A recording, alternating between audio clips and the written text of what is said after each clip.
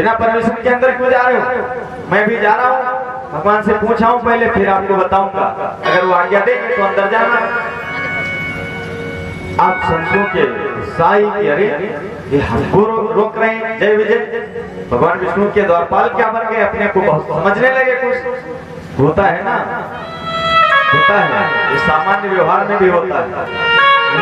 कोई नेता हो, उनके द्वारे जाओ, नेता तो जो चमचा लोग होते हैं, चमचा लोग वो है पहले देते हैं, कहाँ जा रहे हो, मजाल है, घुस जाओ जरा सा। रोके है, नहीं जा सकते, पहले आज्ञा ले आओ। अब महात्माओं सोचे कि अरे ये हमको रोक रहे हैं, संतों को, तो फिर घुसने लगे। कहा जाने दो यार, भगवान का दर्शन करना है। अब उन्होंने क्या किया, जय विजय ने बाबा को फिर घुस दिया। नहीं, अंदर नहीं जा सकते, पहले पूछा है। यहाँ 3 बार बाबा घुसने का प्रयास किया और तीनों बार जय और विजय उनको बाहर घसीट दिए। अब संतों क्या आया क्रोध, उसी जगह श्राप दे दिया, दुष्टों तुमको शर्म नहीं आती, संतों को रोकते हो भगवान से मिलने में, जाओ, तुमने मुझे 3 बार घसीटा है, मैं तुम्हें श्राप देता हूँ कि 3 जन्म तक पृथ्वी पर राक्षस हो जाओ, राक्षस हो जाओ। हाय हाय, अब जब श्राप मिला, तो चरणों में गिर गए। अरे भगवान, गलती हो गई, क्षमा करिए, अब मैं क्या करूं, मुझे श्राप हो गया। तब तक भगवान को आवाज मिली, भगवान दौड़ते हुए आए, बोले क्या हुआ, क्या हुआ? अरे क्या हुआ, क्या ऐसे द्वारपाल आपने रखा प्रभु, मुझे जाने के लिए मना कर रहे थे, मैंने श्राप दे दिया। भगवान बोले अरे तू सोच लेते, ये मेरे द्वारपाल थे। संत बोले ऐसा है, सोच क्या ले, इन्होंने हमारा अपमान किया, श्राप हो गया तो हो गया, आप नहीं सकता। तो ये दूसरा कारण।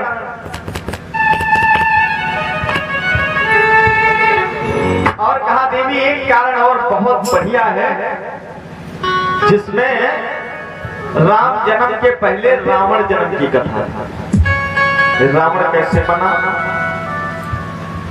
और प्रभु को अवतार क्यों लेना पड़ा।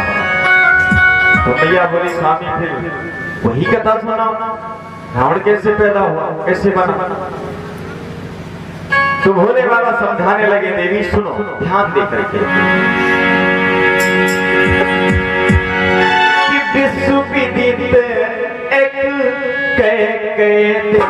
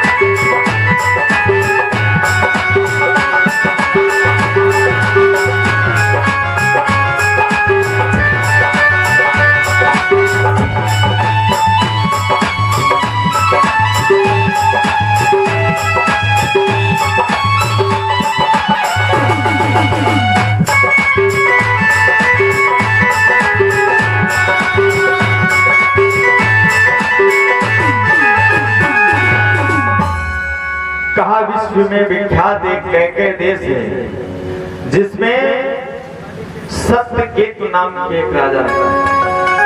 सत्यकेतु एक कैकेयी देश, ये जो कश्मीर है ना, कश्मीर, यही कैकेयी था।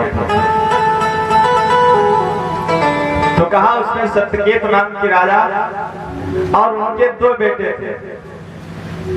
2 बेटे, बड़े का नाम था प्रताप भानु और छोटे का नाम था अरिमर्दन।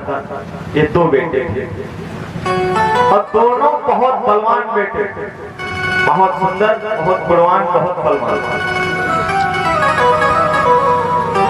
तो धीरे धीरे उनकी उम्र सत्यकेतु की जब 60 वर्ष की हो गई, तो उन्होंने क्या किया कि जेठे सुत हीराजी नृपति,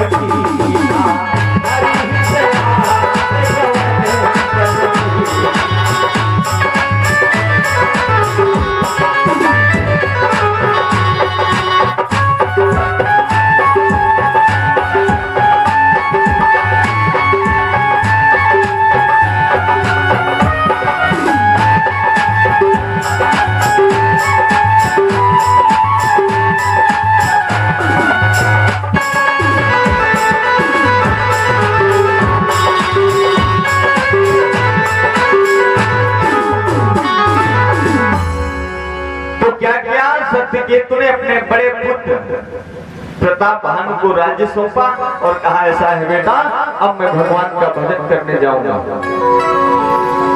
और चले गए वन को। क्यों? क्योंकि उधर जैसे मनु और शत्रुपा गए थे ना दोनों लोग, तो इधर सत्यकेतु ने सोचा कि हम भी तपस्या करेंगे। और मनु शत्रुपा दोनों लोग साथ में गए थे, और सत्यकेतु की जो पत्नी थी उससे एक बार के लिए कहा भी कि चलो चला जाए जंगल को, तो उसने मना कर दिया है, तुम जाओ जंगल का, हम नहीं जाएंगे, हम का है जंगल जाए, हम लड़का बच्चे के पास नहीं गए अपने घर में। तो सत्यकेतु अकेले गए जंगल को, अकेले। और इधर प्रताप भानु का राज्य हुआ। प्रताप भानु का राज्य हुआ। इसका भाई था अरिमर्दन, वो भी बहुत बलवान, और इसका एक मंत्री था धर्मरुचि, जिसका नाम था, बहुत बुद्धिमान, बहुत बलवान मंत्री भी। अब इतना पावर इनके पास, बड़े बड़े राजाओं से संपर्क। तो इसने क्या किया, अपने बाहुबल से इस प्रताप भानु ने जितने भी पृथ्वी के राजा थे सबको जीत लिया, सबको पराजित कर दिया और सबको जीत लिया। इतने बलवान भाई भी बलवान, स्वयं बलवान और मंत्री भी, और जो सेना वो भी बहुत बलिष्ठ, सबको जीत लिया। और लिखा है कि जितने भी शास्त्रों में यज्ञ लिखे हुए हैं, उन यज्ञों को प्रताप भानु ने एक एक यज्ञ को हजार बार किया। एक एक यज्ञ हजार बार, जैसे यज्ञ तमाम से होते ना, अश्वमेध यज्ञ इत्यादि, एक एक यज्ञ को हजार बार कर डाला प्रताप भानु। और सारी धरती के राजाओं को जीत लिया। यानी चारों पुरुषार्थों को पूरा कर लिया प्रताप भानु ने। जबकि कहा गया है कि व्यक्ति के जीवन में परीक्षित जी 4 पुरुषार्थ होते हैं, शास्त्र कहते हैं, धर्म, अर्थ, काम और मोक्ष। ये 4 पुरुषार्थ होते हैं। तो कहते हैं कि जीते जी जो इन चारों पुरुषार्थों को प्राप्त कर लेता है वो धन्य हो जाता है। धर्म, अर्थ, काम और मोक्ष। अब यही हाल प्रताप भानु का। तो उसके 3 पुरुषार्थ पूरे हो गए प्रताप भानु के। कौन कौन से? सारी पृथ्वी के राजाओं को जीत लिया, सबको। तो उसका जो अर्थ था, अर्थ पूरा हो गया, यानी तमाम साधन हो गया, वो जीत लिया, अर्थ पूरा हो गया। जितने भी यज्ञ लिखे शास्त्रों में, एक एक यज्ञ को उसने हजार बार किया, तो क्या हुआ, उसका धर्म पूरा हो गया। धर्म, तो धर्म अर्थ 2 पूरे हो गए, और तीसरा क्या बचा? काम। तो एक नहीं, तमाम सी शादियां भी कर डाली, विवाह भी बहुत किए। तो जब बहुत विवाह किए तो काम भी पूरा हो गया। अब बचा क्या? मोक्ष। मोक्ष ही तो रह गया। अब केवल अंत समय में मोक्ष पाना बस बाकी था, लास्ट स्टेज थी। और उसी समय की एक घटना है। एक बार कि चढ़ पड़ी बार एक रात,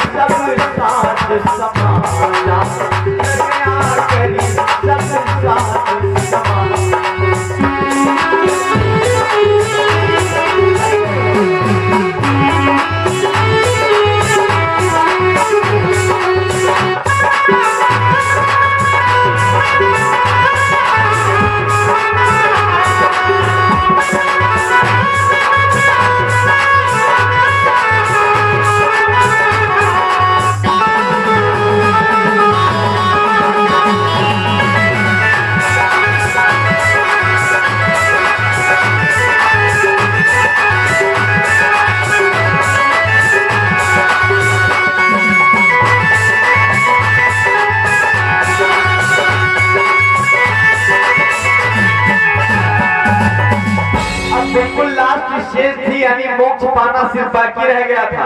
तब की घटना घटना क्या कि एक दिन उसके अंदर शिकार खेलने की जिज्ञासा, और प्रताप भानु ने क्या किया, तैयार करवाया अपना घोड़ा और सभी राजसी वस्त्र पहने और लिया हाथ में धनुष और बाण, चल दिया कहां, शिकार के जंगल में। चलता जा रहा है, एक बहुत वीरान जंगल में पहुंचा।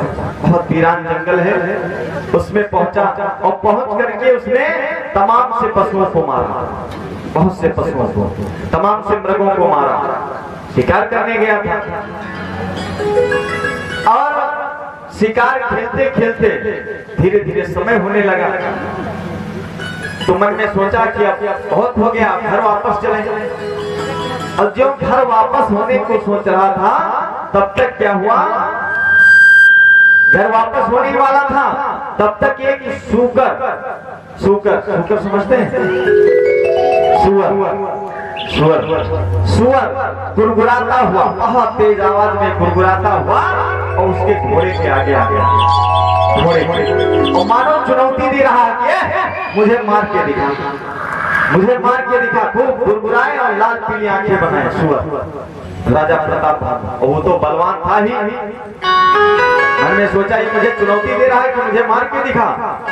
अब उसने क्या किया, लग गया सूकर के पीछे, लगा दिया घोड़ा, क्या मैं मारूंगा इसको, और शाम होने वाली थी।